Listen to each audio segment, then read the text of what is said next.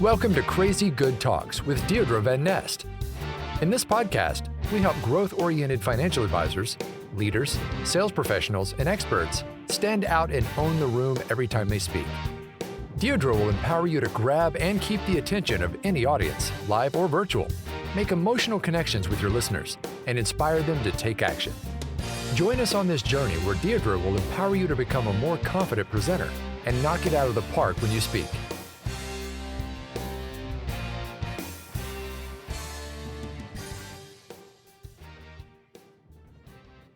To script or not to script? That's the question we're going to answer in this episode. Welcome back to the Crazy Good Talks podcast. I'm Patrice Sikora, and today your host Deirdre Van Nest is going to walk you through how to speak from the heart and sound natural without rambling and losing your audience. But Deirdre, first, you have a listener shout out for us. I do. And this is from Mary. So thank you, Mary. She says, Deirdre not only delivers on practical ideas to implement immediately to be a better communicator, she shows us how to authentically show up for others from a heart that cares and a spirit of generosity and helping others first. I love this podcast and don't miss a single episode to learn more and be better. And I want to tell you that just makes my heart so happy, Mary, because I value, one of my core values is caring for others and showing love. And I'm just thrilled that you've picked up on that through this podcast. All right, our first question then for this podcast, Deirdre. You say there are many different opinions on whether you should script your speeches, your videos, even your elevator pitches. But walk us through what you think about the debate. Okay, great question. So there's two schools of thought. There's the don't script anything, just kind of wing it, right? And then there's the script. So let's talk about the don't script and what people are actually thinking and saying when they say that. You know, most people are in favor of not scripting because they're like, I want to speak from the heart. I don't want to sound rehearsed. I don't want, I want to sound natural. Right. And I get that. Of course you do. Everybody does. But I want to just put this thought in your head. This was about 12 years ago when I first started speaking. I did a 30-minute presentation and this woman came up to me afterwards and she goes, oh my gosh, I loved this presentation. And I really want to compliment you because you sound like you're just so natural up there. And I kind of laughed to myself, but I smiled and I said, well, thank you. But you need to know it took me about 20 hours of work to sound that natural.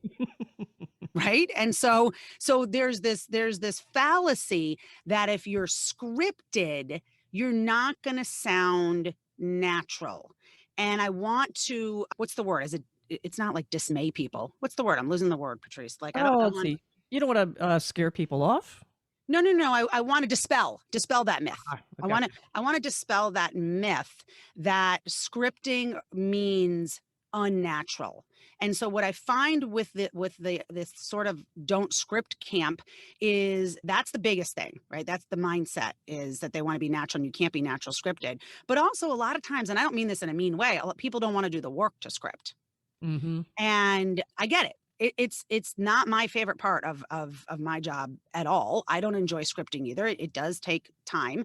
But then the third thing, Patrice, is a lot of people don't even know how to do the work. Like most people, myself included, till I learned the skill, we're not taught like, how do you write a script? How do you write an elevator pitch? How do you write a video script, right? Like that's not something that we learn in school. True. So unless you go out of your way to learn it, you're not going to know it. And I just think of my clients when they first come into my program that teaches this, the Crazy Good Talks Blueprint, they're like, oh my gosh, I didn't realize there were all these tips and tricks and hacks that I can actually learn. Like this isn't something I have to be born good at. I can learn how to do this.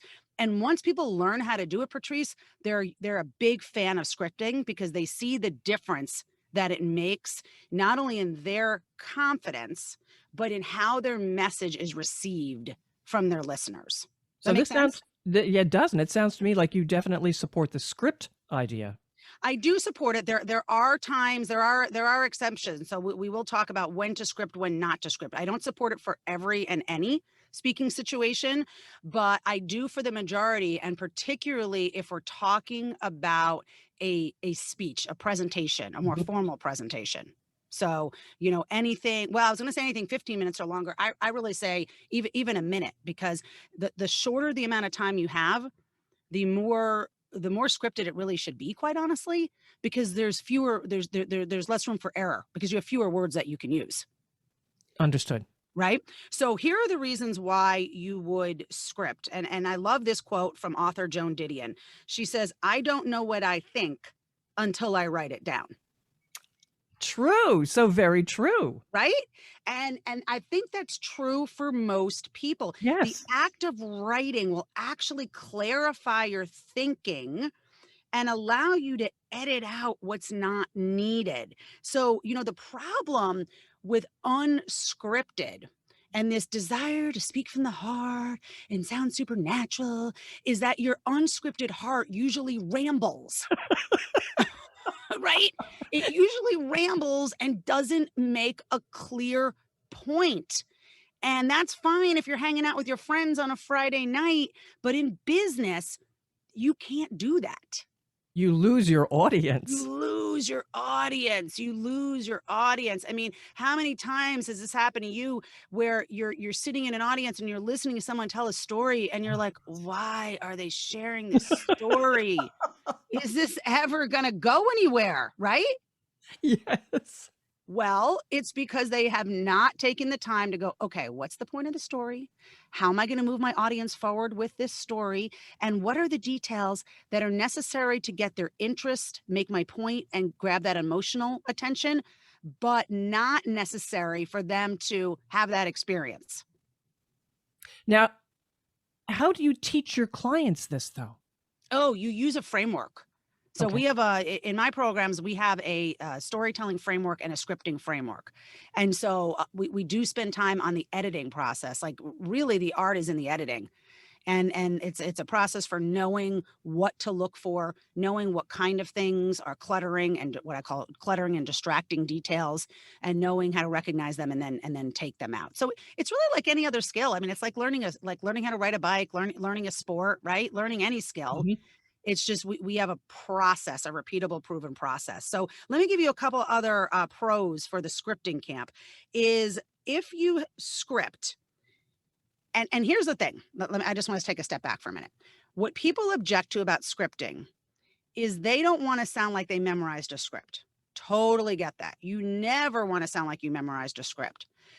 What they haven't done, Patrice, is they haven't taken the next step to memorize that so fully that the content is what I call internalized, Mm-hmm. right? Mm-hmm. And internalized is when the content, it literally becomes a part of you. Every actor knows that. Exactly. And so I love that you bring this up. That's such a great analogy. Like if you go to a movie, right, you're watching, let's say my favorite movie, which is The Pursuit of Happiness. You're watching Will Smith in The Pursuit of Happiness, and you're not sitting there thinking, oh, those are lines that he memorized. Oh, wow, he sounds so stiff. This isn't Will. This isn't, no, this is Will Smith. This isn't the main character in the movie, right? You would never think that. You don't think that about TV shows. Nope. Like you actually believe the characters are the character when the actor's really good. And all those lines, you better believe, are scripted. Mm-hmm. But they've taken the time, and that's the key. They've taken the time to get past memorization to internalization. So literally they can recite those lines in their sleep. Someone could shake them up from a deep sleep and be like, right, what tell me about your story. And you can say it. It becomes a part of you. That's the part that most people are missing. That's the place you want to get to with the assets. So whether it's a speech, a video, an elevator pitch, that should be memorized. So I want to does that make sense? Is there anything you think my listeners are wondering based on what I just said? No, I don't think so, because then, as you said, it is coming from the heart. You don't have to worry about the words. You know the words. You are the words. You can worry about your emotion. And okay, so that's a really great point. So here's the other, I want to touch on something, what you said about coming from the heart and then the emotion. Let's go to the emotion first.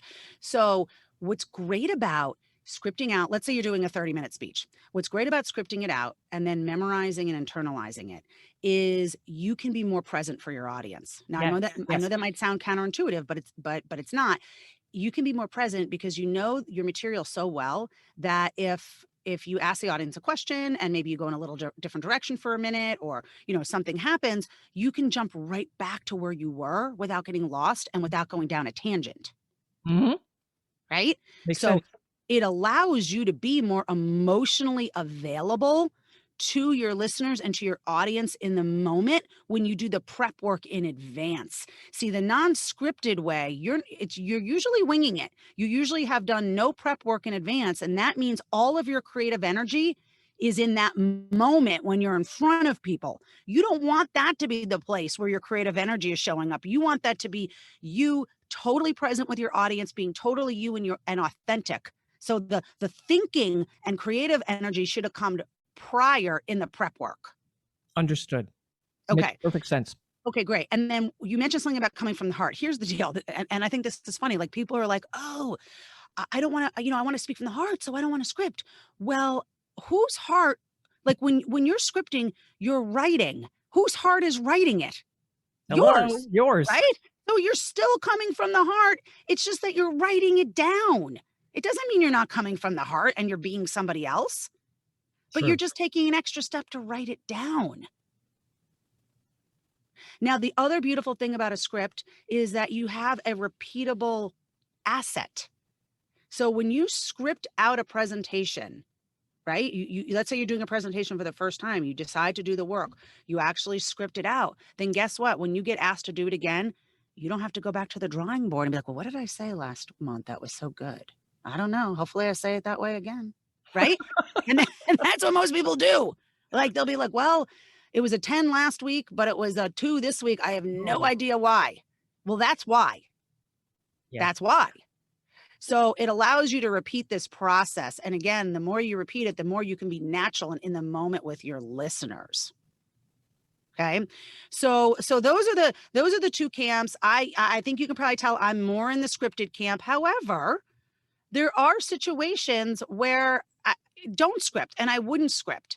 So let's talk about those for a moment. So the places where you wouldn't are these. So one of the things that I've been doing lately, and if you work with me or heard me speak at all, you've heard me talk about this, is sending videos to prospects or clients, short little, and I use Loom, but there's a bunch of services out there, short Loom videos, Patrice, just saying, hey, so excited to talk with you on Thursday, looking forward to discovering if our service is the right one to help you take your business to the next level, right? Or, hey, Patrice, we haven't talked in a while. Would love to do a catch-up call. Are you open to, scheduling something on Zoom?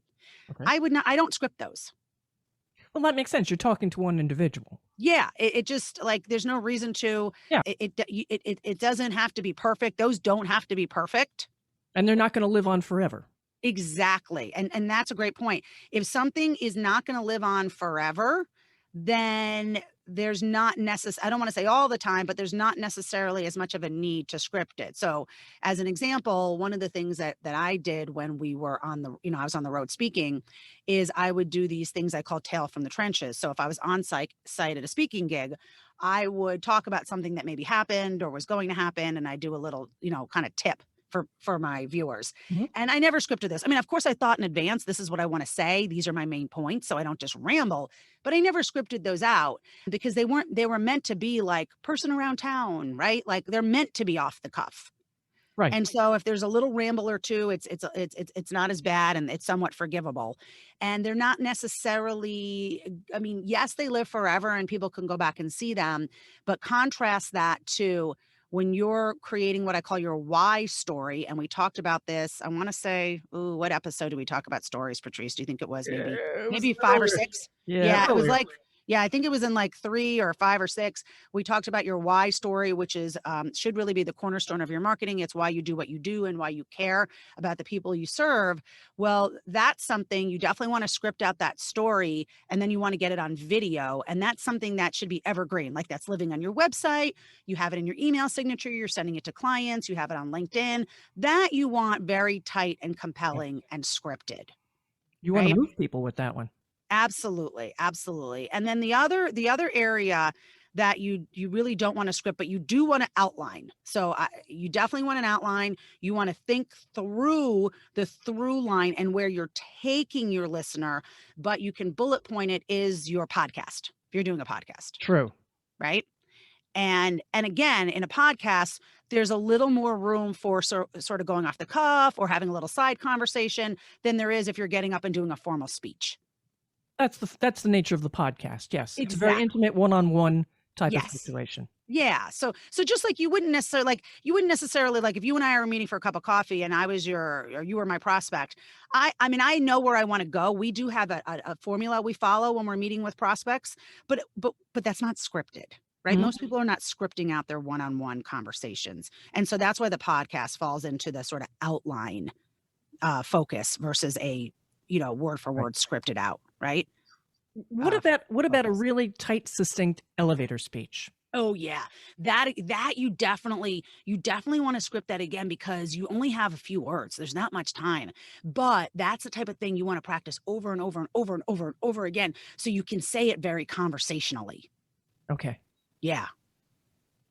That's an important speech. That is definitely an important speech. I hate those. I think everyone hates those. I mean, they're just awkward, aren't they? They're I, awkward, but there's so much hangs on them sometimes. I know. Yeah. How long should it be? Well, I try to, when people ask what I do, I really like to try to stay in like 20 to 30 seconds because, especially if it's one on one, because if it's not in like 20 to 30 seconds, then it sounds like you did memorize and script something. So you don't want to sound like that. So it needs to sound sort of casual off the cuff, but you know the words you're going to use and what's going to come next.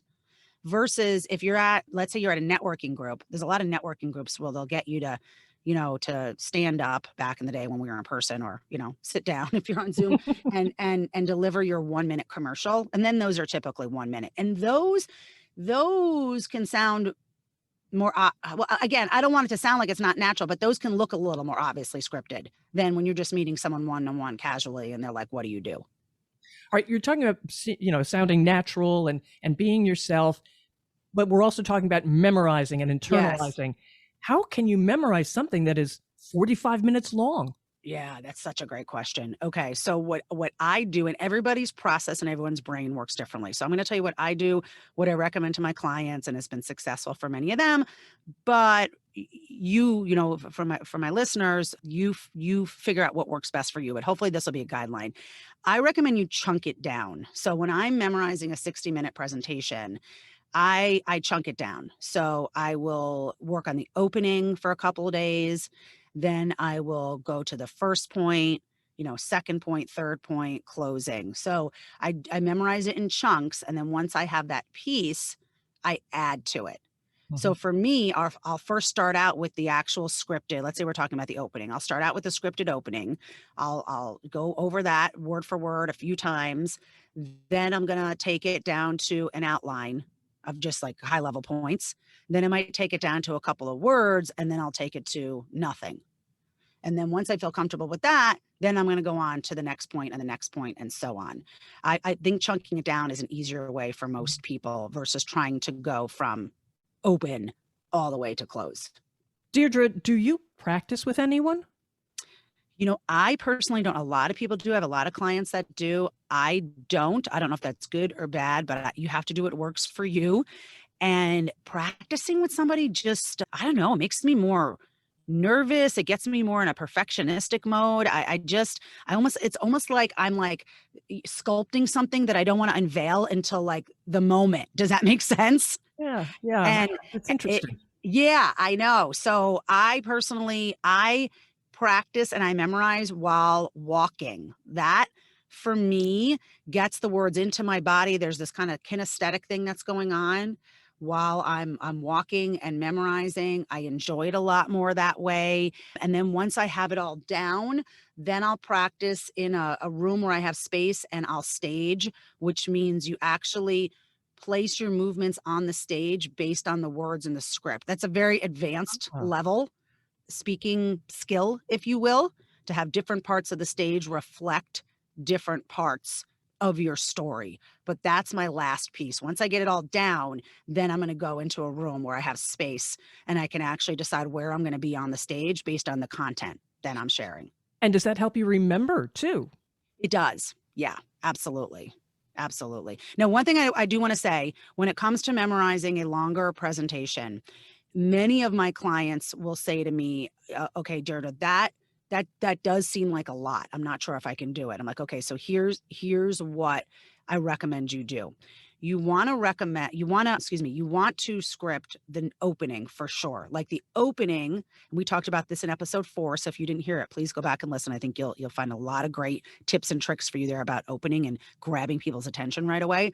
The opening is prime real estate. So you've got to nail that. If you don't get that opening right, people aren't going to listen to you. Mm-hmm. So you got to script your opening. You got to script your closing. Right? Because people remember what they hear first and last the most. So the closing needs to be tight. You don't want to just leave it like hanging and falling off, right? Like that needs to be tight. You want to script what I call your transition points. So this is where a lot of people fall down, Patrice, and a lot of people get off track and tangents and ramble is they've never planned how they're going to get from point A to point B. Interesting. Okay. Yeah. So if you have 3 different points you're trying to make, how do you get from one to the next? Right. You have to have what I call a transition phrase that naturally takes you from what you were just saying to what you want to say next. Mm-hmm. So that should be scripted. So think of the transition phases as your vehicle. So let's say you're going from your home to work. You have to probably think out, how am I going to get there? Am I going to walk? Am I going to take a bike? Am I going to take a car? Am I flying there? That's what your transition phrase does for you. It takes you from one thought to the next. So you want to, great analogy. Yeah. Okay, good. Thank you. Hopefully that gives people a good visual. So you want to have a transition phrase. You want to have it scripted out. Your signature stories, if you have and you should have signature stories, you want those scripted out. And if you're going to make an offer for a service, a product, a book, you want that scripted out. Everything in between, when you're probably like, there's not a lot left. There's actually a lot left. What's left is all the content within your points. Everything in between, as long as you know what's supposed to be in that point, don't worry about script it out for yourself so you know what you want in there, but don't worry about memorizing that. Just know, under this point, I want to talk about XYZ concept. And under this point, I'm going to talk about ABC concept. And however you get there is fine. And that's what I find myself doing a lot of these days, is not worrying so much about exactly knowing word for word my script in my points. I write it out. So again, like Joan Didion, and I know what I think, but I'm not as concerned with making sure that goes in a certain order and I use an exact word. That is a great roadmap for someone to follow. Great. Now, if they want to learn more about this, how can they reach you? Yeah, well, the best thing is to book a strategy session with our strategy session coach and talk about joining us in the Crazy Good Talks Blueprint, where we teach all of these skills. Would love to have you join us in the program. So if you go to my website, crazygoodtalks.com, and then you click on the button that says individual, if you scroll down, you'll see another button that says schedule a strategy session. And we would love to see you there and be able to go in deep and get my brain and my eyes on your work. And that is Deirdre Van Nest of Crazy Good Talks. Subscribe to this podcast. Don't miss any of Deirdre's astute observations to improve your performance and your results. Share the podcast. And of course, please comment and like.